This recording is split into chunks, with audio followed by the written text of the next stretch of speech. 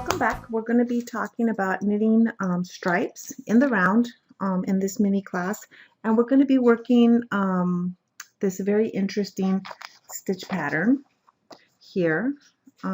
This is from a pattern called Slip Shape from Knitter's Magazine, and this is our chart we're going to be working with, this 4-stitch repeat. Now the pattern is actually written to be worked flat, but we're going to rework it so that we can knit it in the round. In any case, I'll be showing you how to work stripes, colored stripes in the round with eliminating the jog. I'll show you how to do that, and then we'll be working with this slip stitch pattern. So I'm going to go ahead and cast on my stitches onto a 16-inch circular needle, and because it's a 4-stitch repeat, I'm going to cast on a number divisible by 4 for our purposes that will comfortably fit on my 16-inch circular needle. So I will do that, and I'll come back and then talk about working this slip stitch pattern. See you in a little bit. Okay, so I have worked a few rounds of the ribbing pattern called for here, and now I'm ready to join in my contrast color and work the first row of my chart. So my contrast color is going to be this gold color. So let me pull it, and I'm just for the moment going to drop the blue, so I'm not going to use it for right now. I'm just going to leave it where it is, and I'm going to start knitting with the gold.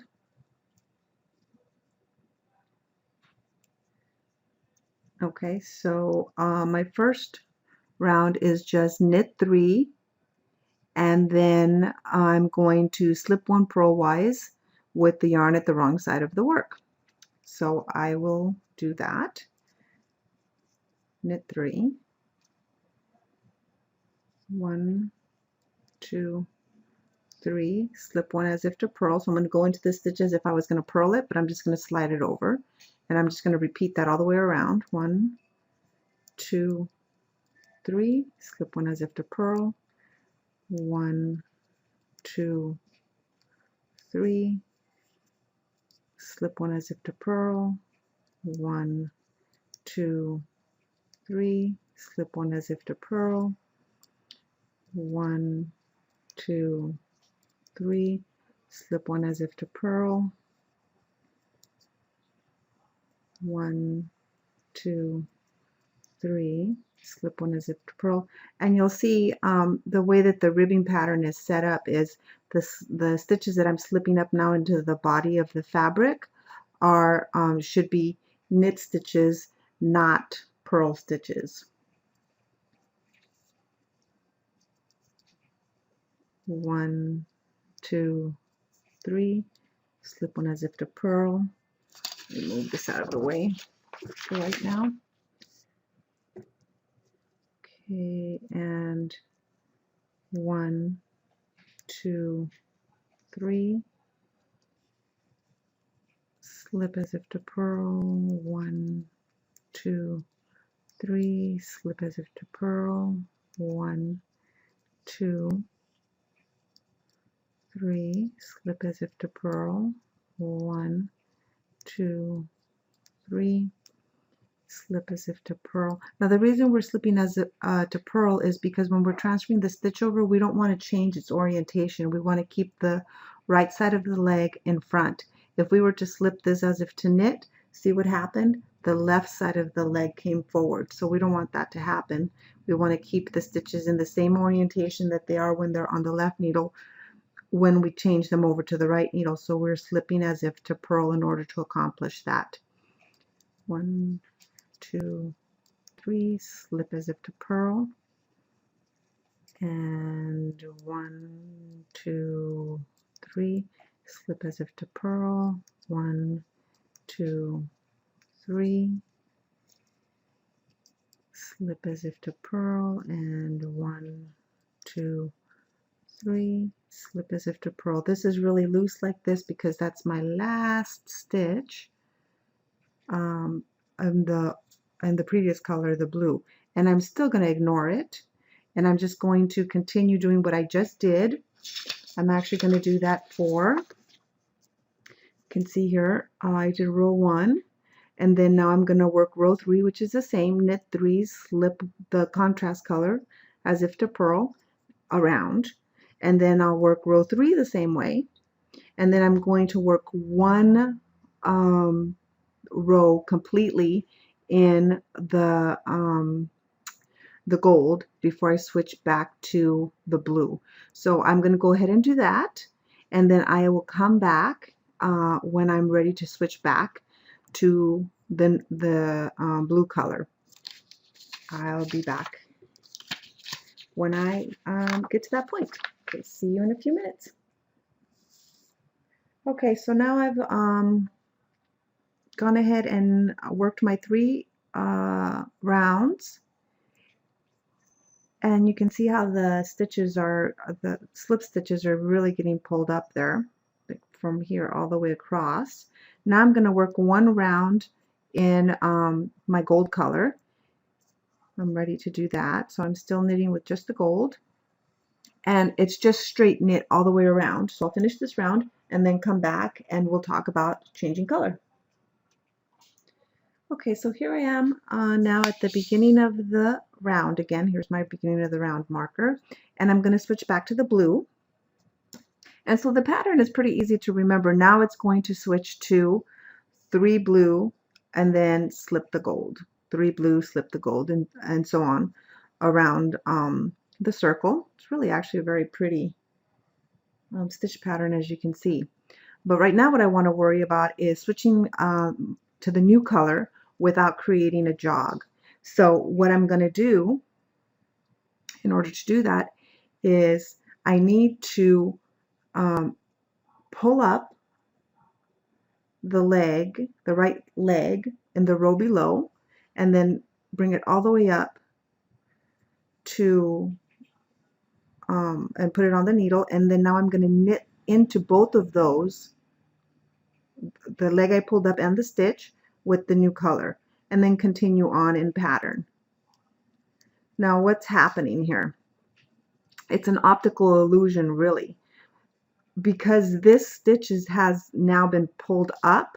It will blur the line where our knitting is, because when you're knitting it's spiral. You're not really actually knitting straight circles around. You're spiraling around like a barber pole, and this blurs that line. Now the other thing that happens is when you do this, your beginning of the round shifts 1 stitch over.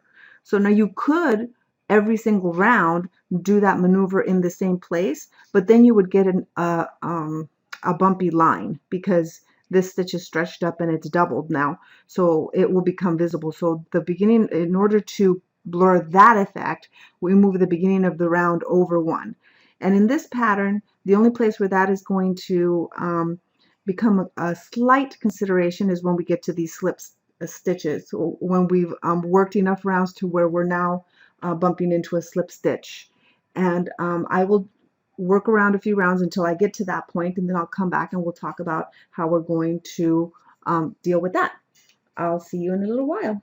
Okay, so I've worked all my way up to the point where my color change happens, where the slip stitch is going on.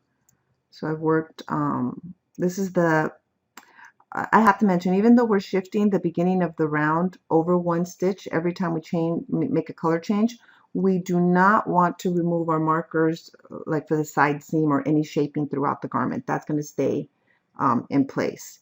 So I have worked over to that. Here I am going to be changing my color again. So I'm going to continue on with the existing color until I get to that point, which is the beginning of the round for color changes. So here I am. Now here, this should be a slip stitch.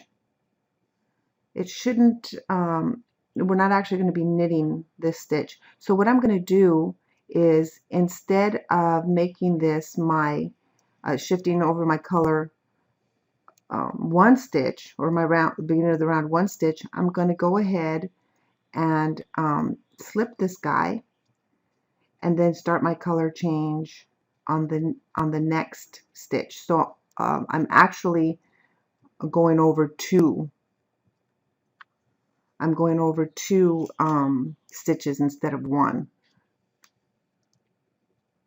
So I'll go ahead and pull up this stitch and put it up on my needle, and then join in my other color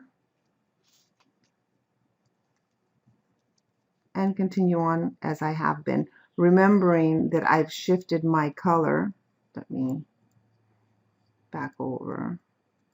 Beginning of the round has been shifted now over to after, oops, immediately after that color change.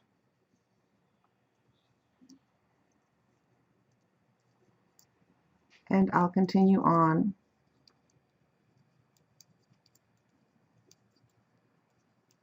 working around in pattern. And when I get back around to the beginning, oops, let's not forget we're doing 3 knits and a slip, 3 knits and a slip, not knit, slip, knit, slip. So we'll just continue on around the circle here. And when we get back to the beginning of the round, we're just going to continue on normally right past it. So let me hurry up and get there so I can show you what I mean by that. I'll see you back in a few seconds. So I've come around to the beginning, and here's the slip stitch, the one that I just decided we were not going to do anything with. And there's my joint color, which is super loose. Let's pull on that to tighten it. Find the tail. And then I'm just going to continue on knitting along.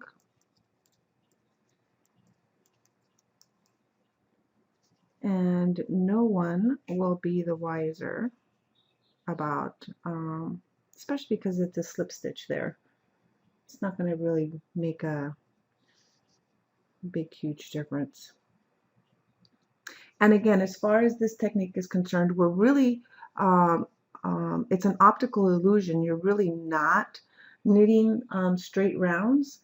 We're just shifting that one, that little jog over to the left. And when we do that, it fools our eye into thinking that the lines are straight. And so from far away, they look pretty straight. If I was to take this up close and start scrutinizing stuff, I could see where the color changes happened. But from far away, and that's what we want. We don't want to be able to see exactly. It needs to look like pretty much an uninterrupted band of color where the color changes are. Okay, that's all there is to getting rid of that jog, or fooling the eye into thinking we've gotten rid of the jog. So I'll continue on with this. I haven't decided what this is going to become. Maybe a hat, because I think it's big enough to be a kid's hat. Anyhow, I'll see you guys in the next lesson.